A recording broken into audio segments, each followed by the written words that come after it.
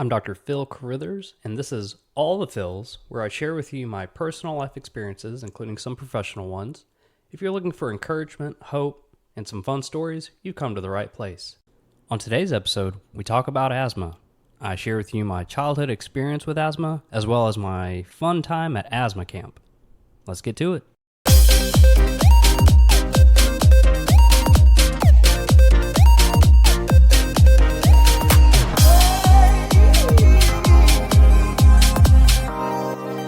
Welcome back, everyone. Episode 3. We are 3 episodes in. This is episode 3. So exciting for you to be here. We've already dropped 2 episodes. If you haven't listened to those first 2 episodes, I encourage you to go listen to those after this episode. We do not do these sequentially. I kind of mentioned that in the second episode. So feel free to listen to them in whatever order that you wish. But we're happy to have you here. If you're a first-time listener, welcome to All the Phils. And if you are a returning listener, I'm happy to have you. So this is going to be a fun one today. I know last week was a little bit deeper with the context that I discussed about grief. We talked about grief. We did talk about some domestic violence, and it was a deeper episode. I felt that episode is one that was truly on my heart. It needed to be shared, and I've had such great responses from it. So thank you for listening. Thank you for reaching out to me and encouraging me and allowing me to encourage you. And that's what the show is all about. It's about encouraging others. If it's not encouraging others, the show does not need to continue. So thank you for, listening and for having me in your ears. Whether you're driving, getting ready for work in the morning, going to the gym, whatever it may be, whatever setting that you're in, you're listening. So I appreciate you. So thank you. So before we get into talking about my childhood with asthma and all that good stuff, I wanted to share briefly about my current ongoing experience with pathology residency. So I actually got through the week last week. It was orientation. I got to meet all the attendings, all my upper level residents, which are great people. I got to meet up with my 2 other colleagues as well. I hope they're listening. And it is an exciting time. For me, this is my second run through with residency. Many of my close friends and family members, they know that this is not my very first residency. I was actually a pediatric resident for roughly a year, and decided that it was not for me long term. I enjoyed my patients. I love the pathology processes, the mechanisms behind diseases, childhood illnesses. And, I love that. I just did not have that desire to carry out that pediatrician career. But I love their diseases. I always tell people, kids are great, but I love their diseases more.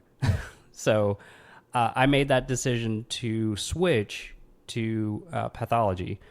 And so I may talk about that a little bit more later on down the road, as far as like the elongated version of my track from being a pediatrician to briefly being a crisis counselor. I did share that on my last episode.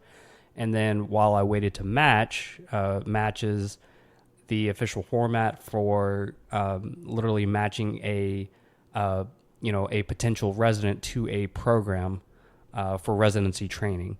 So if you ever want to look up what's entailed in match, just do a quick Google search of it. Just kind of see what the timeline's like from, beginning of med school to the match process to residency to, independent, full-fledged practicing on your own doctor in the United States. I encourage you to check that out.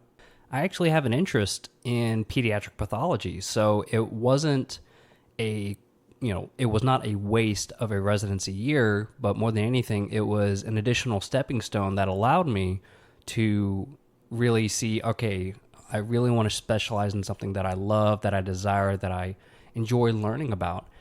And over time, if you are just not enjoying what you're learning, it will catch up to you emotionally. It will catch up to you mentally. You will feel trapped. You'll feel like you have no choice. You have to learn this. And when it gets to a point of you have to learn it and there's just no desire, there's no craving to learn it, it's only a matter of time to where your soul is going to tell you, hey, you need to make a change.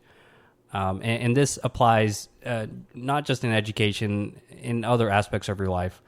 If you need to make a change in your life and you feel that stuck feeling, it's only a matter of time where you feel like, okay, I need to get unstuck. I need to do something about this. It was the same way when I was a social worker. I felt stuck. Not to say that social work is bad. We need social workers.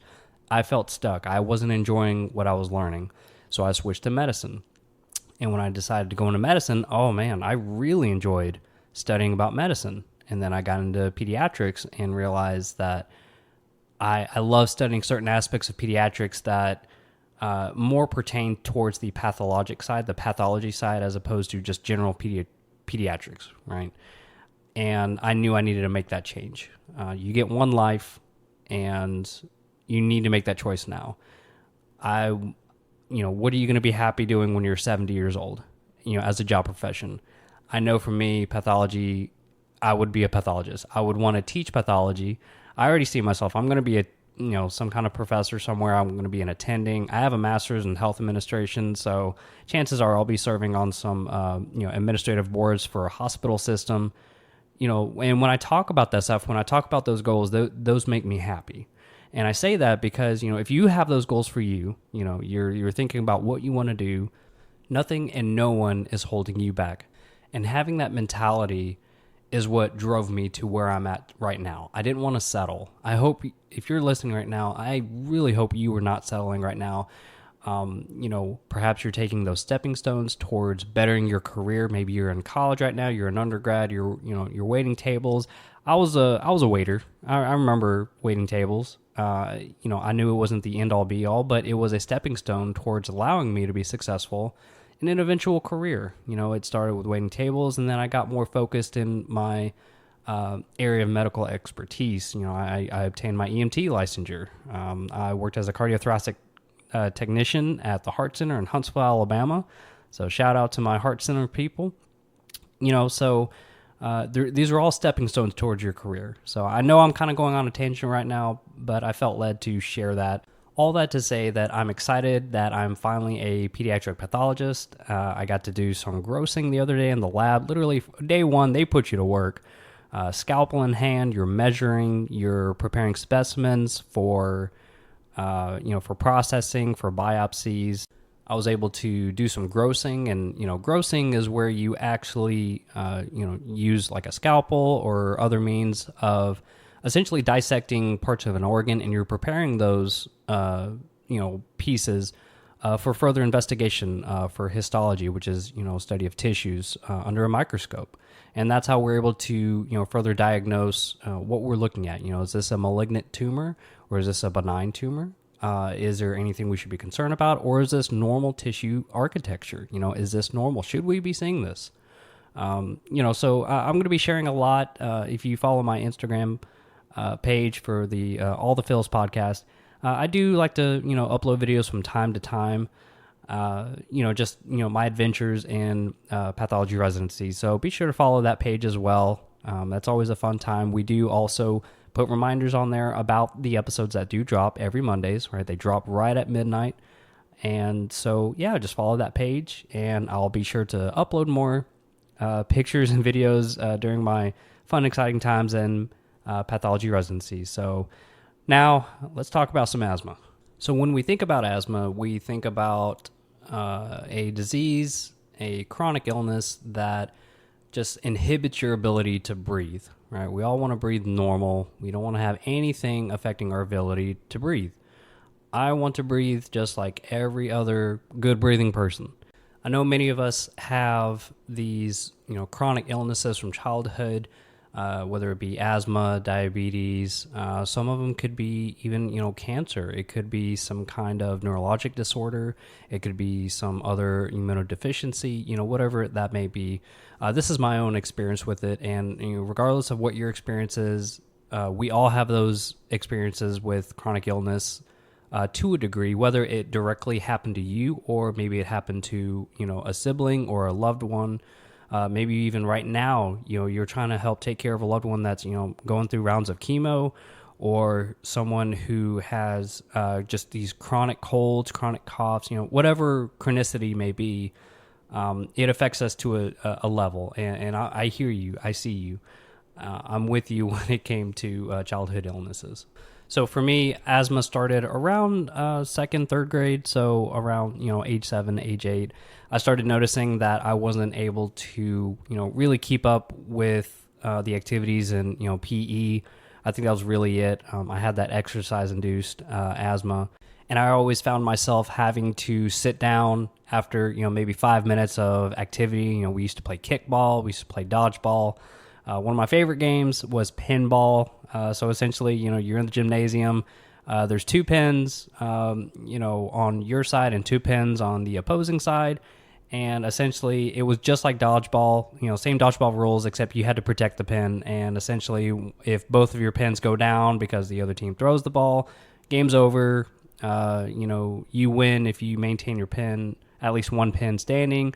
If both your pins fall, you're done. Game's over. Anyway, fun childhood memory. I remember that. But I could never get through an entire game of pinball. I was always one of the first ones out, not because I was bad at the game.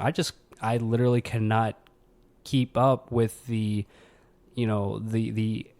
physical requirements for it because I was always wheezing.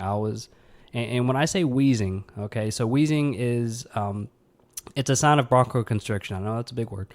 So bronchoconstriction, essentially, we have these air tubes in our lungs called bronchioles, and whenever we when asthma occurs, there's a lot of inflammation that happens, and these airway tubes, their diameter starts to decrease, right? So it gets smaller and smaller diameter, and less airflow is able to go through those bronchioles. And what happens is that it creates this high pitched sound whenever you're trying to, exhale or inhale, and you have that wheezing sound. It's a high pitched sound.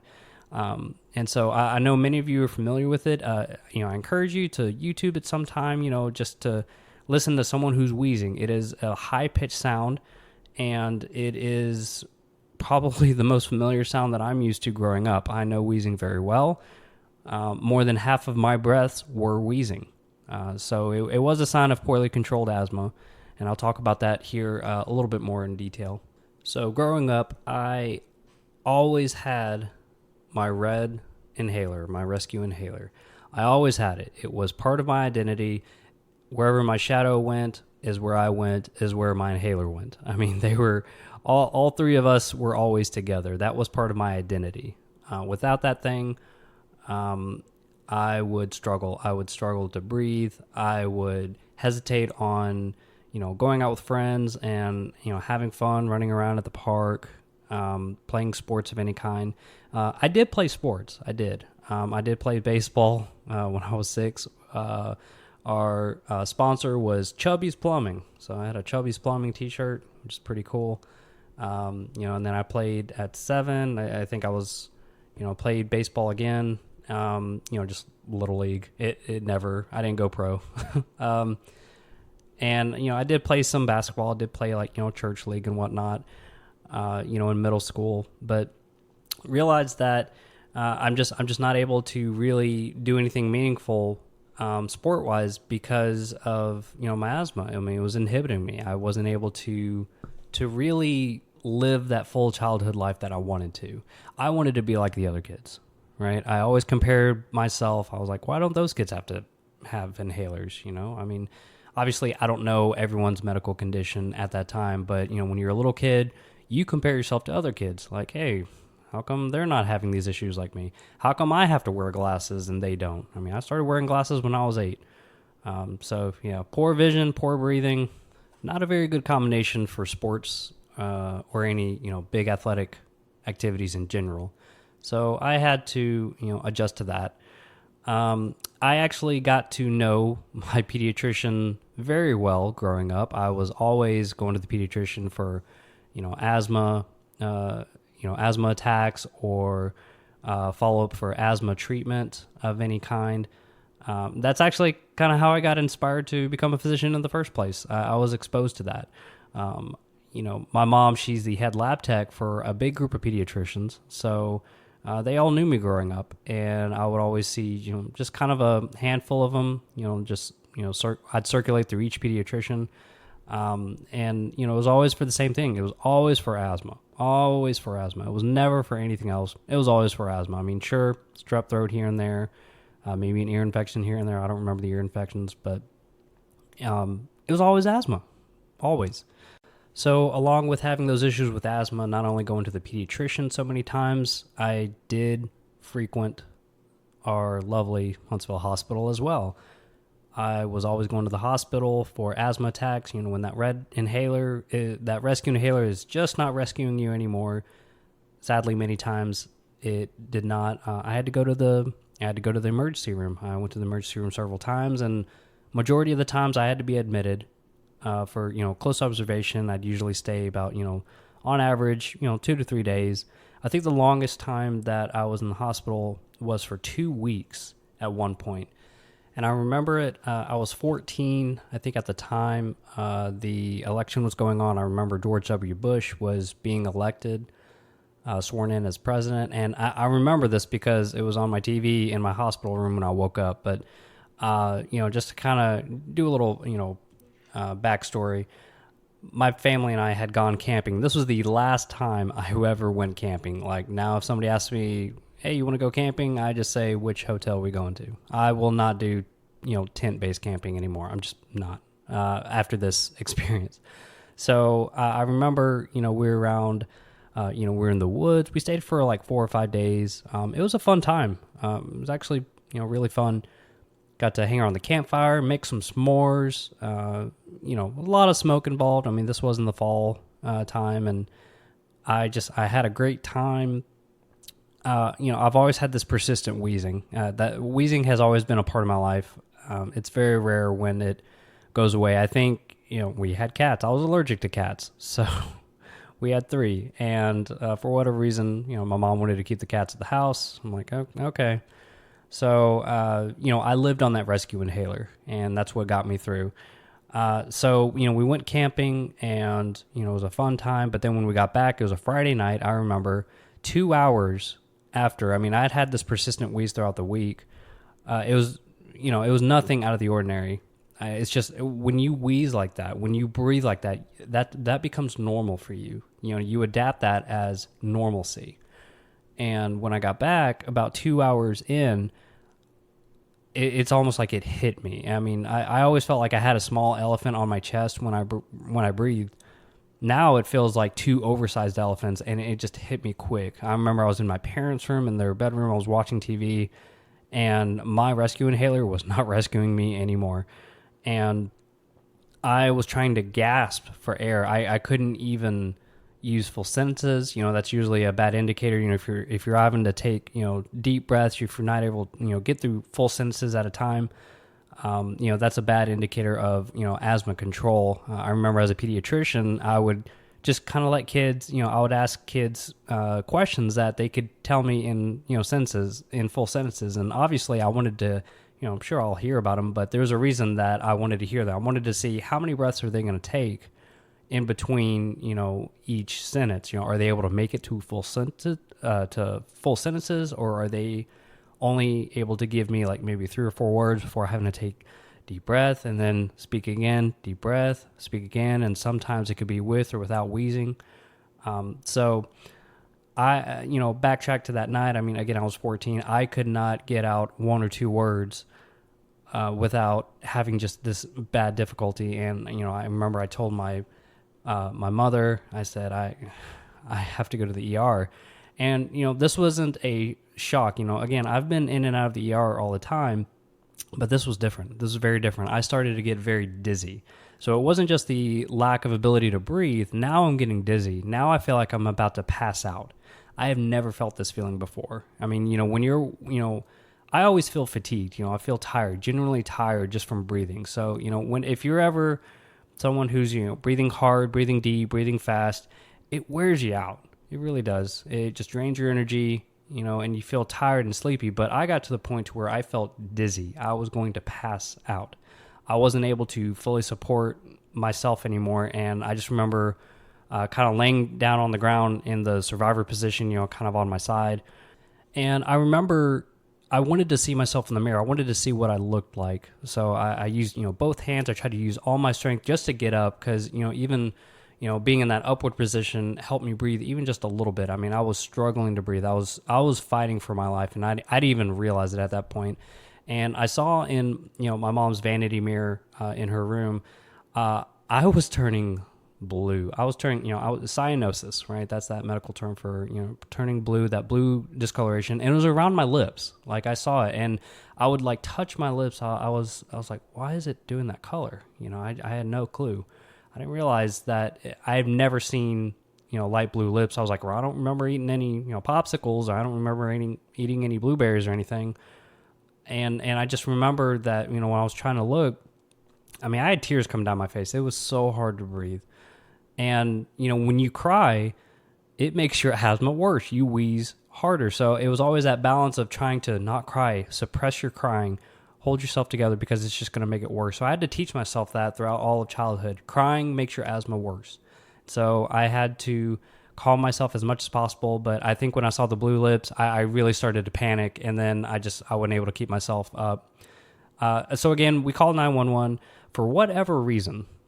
Okay, please call 911 in a matter of an emergency. If they happen to have a busy signal on the other line, which mine did, unfortunately, hang up and try again immediately. So thankfully, we got them back. We were able to get a call the second time we were able to get through. And I remember, they came in, they had like, they had black, khaki pants. They had that, that blue paramedic blue, EMT blues that we're used to seeing. And I remember like 4 or 5 of them came in, and I remember how surreal it was. I was like, this is what you see in ER. That was my favorite show growing up, was ER. I loved it. And I remember my mom, she was cool, calm, and collective. That was kind of her thing. But it never got to the point to where, we had to call 911, and to see that fear in her face. My mom does not show fear. She does not. But when I saw fear in her face, it was the first 2 things I saw that night. 1, my blue lips, and 2, fear on my mother's face. Those were the first times I've ever seen that. And I remember my dad eventually got home, and my mom called him. I think he was at the church, so, it wasn't far away. He drove home, pretty quickly. And he arrived around the same time paramedics were there. And I remember talking to him, and they had me on a non-rebreather mask with, oxygen going. They had me on oxygen. They had me, they were checking my, pulse. They had a pulse ox reader on my finger trying to check my oxygenation. And, they were trying to give me these breathing treatments right then and there. And I remember I would slip the mask away from my nose to, my side of my cheek. And my dad was there. He was holding my hand, trying to get me to calm down. And I said, Dad, if I die, will I be able to go to heaven? Will I see you there? I remember saying that. I remember it. And then I saw that same fear in my dad that I saw in my mom. And when you see that collective fear together, I mean, at that time, I'm thinking, my parents, they're the bravest people that I know. With the death of my sister, I mean, my parents, they mourned. They went through that grieving process. But to see their strength through that as well is just a testament of how brave they are, of how diligent they are in their emotions, how diligent they are in their recovery, in their emotional recovery.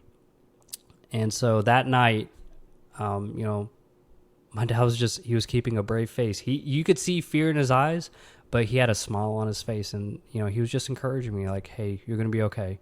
He didn't really answer the question about heaven. I think he was more worried about like, hey, let's just focus on right now and let's get you to the hospital. And I remember, they picked me up. I couldn't walk at all. They kind of picked me up and took me down the stairs. We have one of those high-rise houses where, you have to go down some steps,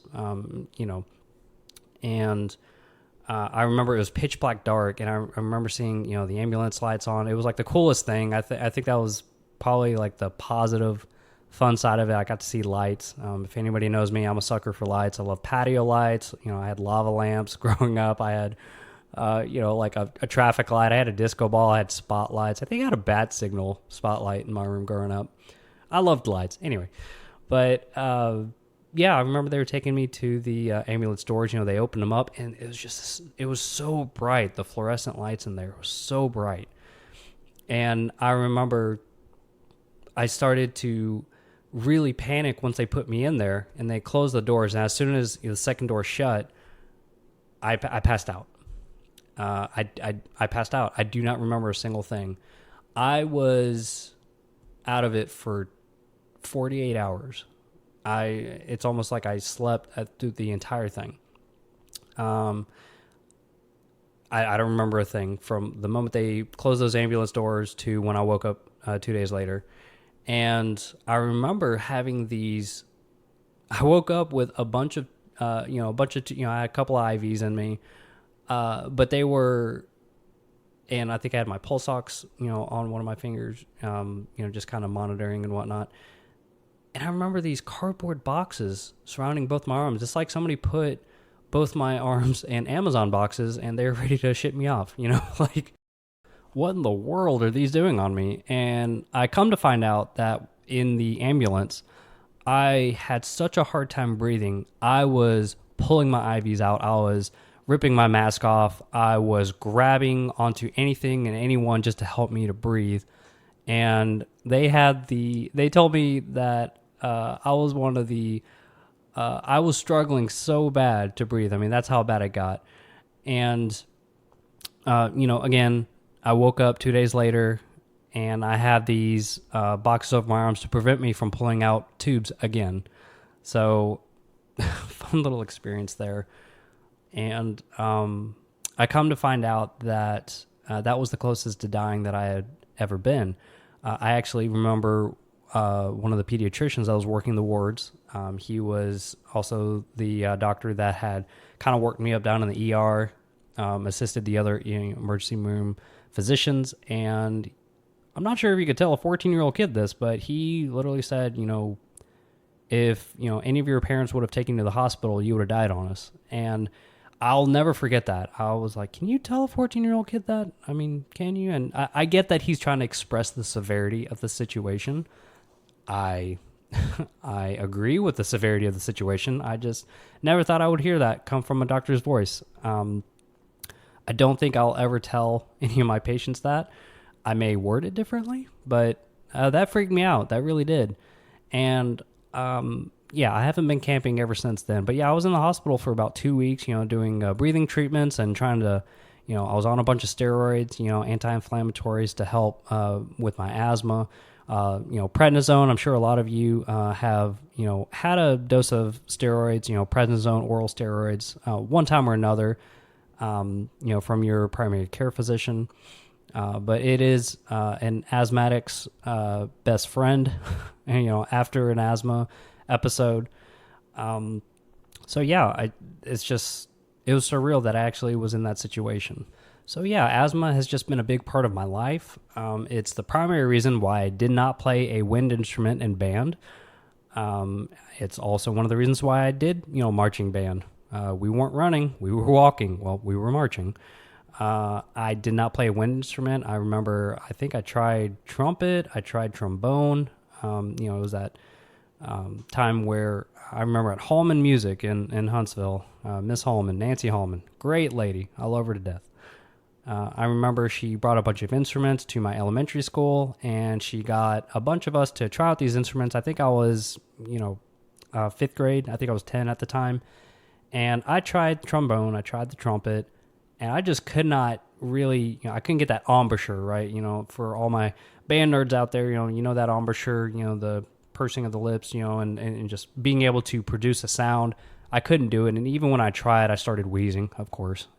Anything was going to trigger me in my asthma. It was going to cause me to wheeze. So she handed me some drumsticks and she said, hey, play something. And I just kind of started playing something and, yeah, became a drummer right then and there. And so, my drumming career had kind of taken off. I've, I was able to teach a bunch of band camps. I even got to teach at the University of Alabama, so that was a fun story. In 2011, the summer of 2011, I was able to become a bass drum instructor for the University of Alabama, and that was exciting times. I actually auditioned for their snare drum line. I was 24 at the time, and I went up against a bunch of 18-year-olds, and they said, "Hey, you're old. We see that you have some band camp experience and drumline instruction experience." I said, "Oh yeah," So I accepted the position for that summer, and the first thing that I taught the bass drum line was the Alabama fight song, and you better believe I was in heaven when that day had arrived for me to teach that bass drum line. So exciting times. That was a tangent, but there's my band experience. But perhaps the most memorable time of my asthma life was asthma camp, the story you've been waiting to hear about. So yes, there is an asthma camp. It was sponsored by the YMCA of Montgomery in Alabama, and I believe I was 11 at the time. Yeah, and it was for 1 week. It was free lodging, food, everything, and it was called Camp Wheeze-Away. No lie, it was called Camp Wheeze-Away. And so I remember that it was actually at the same camp that my sister had gone to for a diabetes camp. She had type 1 diabetes. So again, those chronic illnesses that we talk about, that was one of hers. That was, asthma's mine. And so I remember going there. It was about like a 2-hour drive from home. And I remember, when all the campers arrived, they looked like kids just like you and me. At the time when you were 11, just normal kids. And so they had a bunch of nurses there. They had a lot of volunteers there. And what they would do, they would triage you, when you sign up and everything, they triage you. And so essentially that means, they check your vitals. They, see how you're breathing right now. They check your oxygenation. They give you, some education on how to, avoid asthma triggers while you're at camp, all that stuff. And they have what's called a peak flow meter. So a peak flow meter is this little gadget. It's like a little plastic thing. It has got like a tube, and you blow into this tube, and there's a little marker thing. And the harder you blow, the more airflow that you have going through it, the little marker in front of you goes higher. So all of us had to do it. And if I remember correctly, I had the lowest reading. And for me, I was actually breathing on a good day. I wasn't around the cats at home. I wasn't around any potential triggers that I'm usually around. That day was actually a good day, but for their standards at camp, I was not breathing very well at all. So they actually gave me 2 breathing treatments, little nebulizer treatments right there on the spot. And then, I improved after that. And I remember how well I felt after a day or two being away from the house. Anytime I was away from the house, because we had cats there. Cats were that was the allergen that just triggered me with all of my asthma. So, so asthma camp was fun. I met a lot of great kids. We would have like fun nicknames for each other. It was a great time at camp. It really was. They had little education classes. They made it fun. It's the summertime. We don't want it to be too boring, but, I learned a lot, how to, stay away from asthma triggers. What is asthma? What really is it? And they showed like a lot of pictures and graphs, and that helped me too, to understand that. I remember we'd play sports, and, a lot of times they would, limit the amount of times that we would play sports because they want to make sure we don't, get triggered into an asthma attack. From what I remember, nobody that week had to be, transported to the hospital for any reason. We just had a great time throughout the week. And I remember we had an end of the camp dance. And so I've had a lot of people, the people that I've told this story to, no, we don't like wrap arms and then, do puffs of inhalers to each other. I've had a lot of people say, "Oh, do you do that?" I'm like, "No, I don't. Go away." But, it's just like a classic dance. And, it was a fun time. It felt like I was in school, but I was also around people that I could relate to.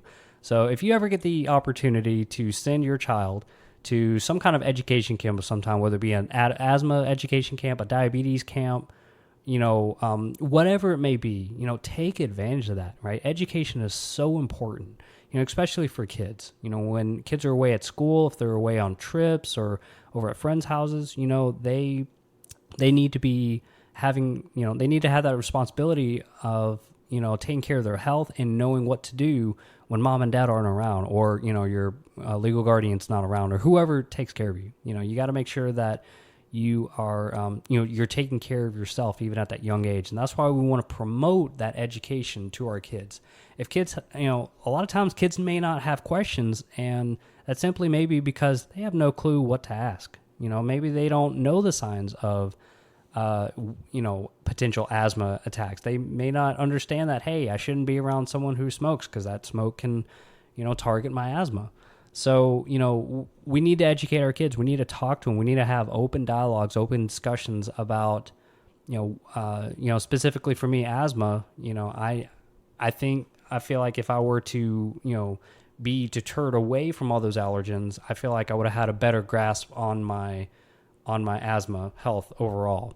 So once I got into college, I was away from a lot of the allergens that I was used to being exposed to up until high school, and my asthma improved so much. I was using my rescue inhaler less. I even was a walk-on for the cross-country team at our college. I mean, I was able to finally run long distances and not have issues like I used to when I was growing up. So, asthma control, overall, it can be achieved. But if you're going to achieve at something, you need to understand what it is in the first place. So with asthma, I know we've been talking about how it involves wheezing, that high-pitched sound. Essentially, asthma, it just involves that bronchoconstriction, the bronchioles. Again, we talk about those, those windpipes in our lungs. They get smaller and smaller in diameter, and that allows for less airflow to be flowing through our lungs. We need oxygen, and that allows us to not be able to breathe appropriately. So, along with wheezing, you have coughing, you have recurrent bronchitis. Bronchitis is just, anything with itis has inflammation. So inflammation of the bronchioles, bronchitis. You have that shortness of breath.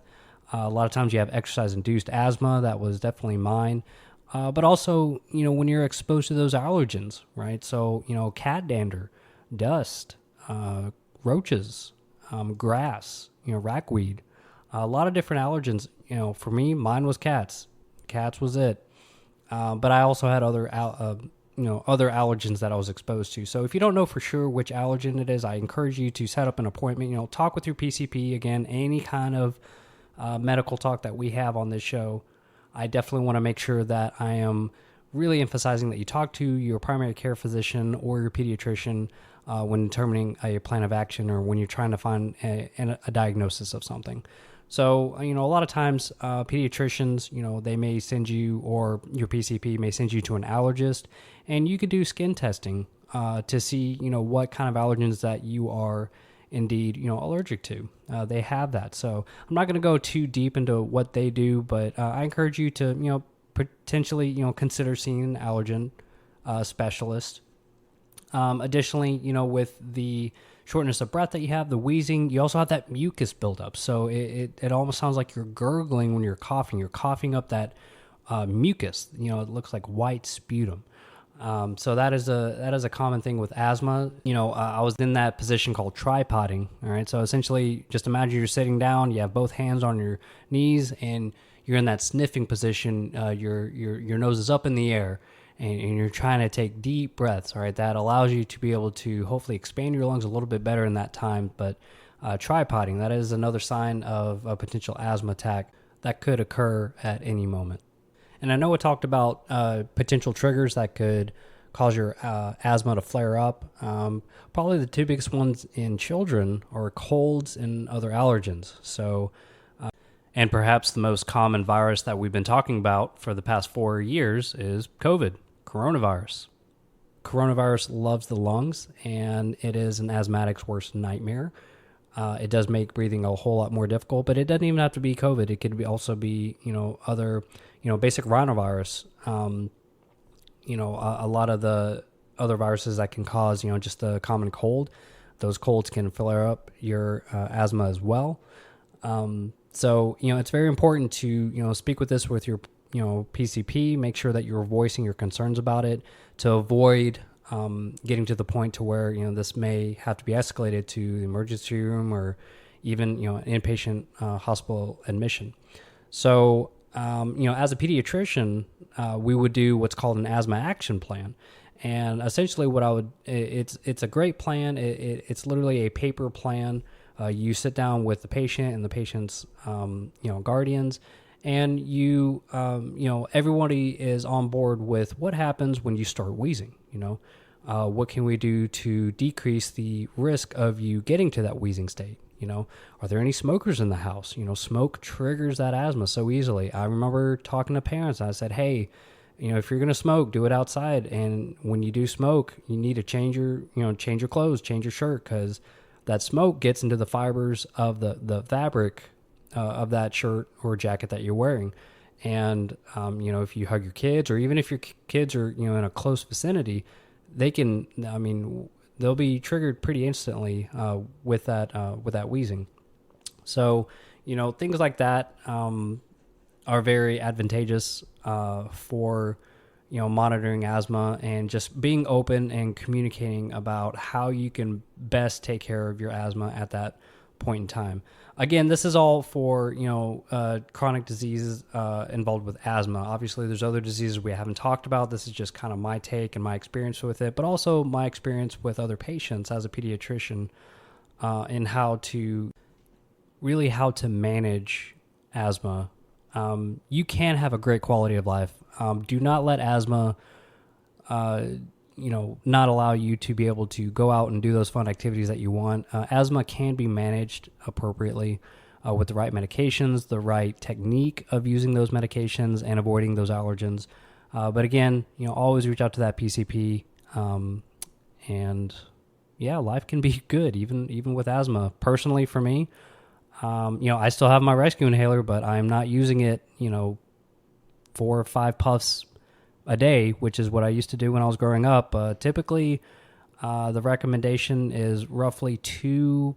If you're having to use it, at least 2 puffs in a week, you need to be escalated to, maybe an inhaled corticosteroid.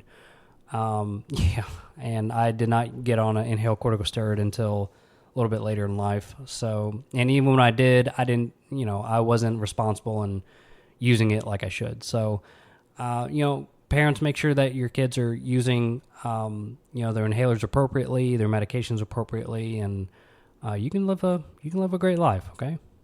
Well, that's it for this week. Thanks so much for listening. Be sure to subscribe and check out All the Phils podcast on Instagram. I want to thank my producer and marketing director, Caleb McLean, for his hard work and diligence. Remember to give yourself some grace, and remember to join me next week as we get into the feels in All the Phils. So long.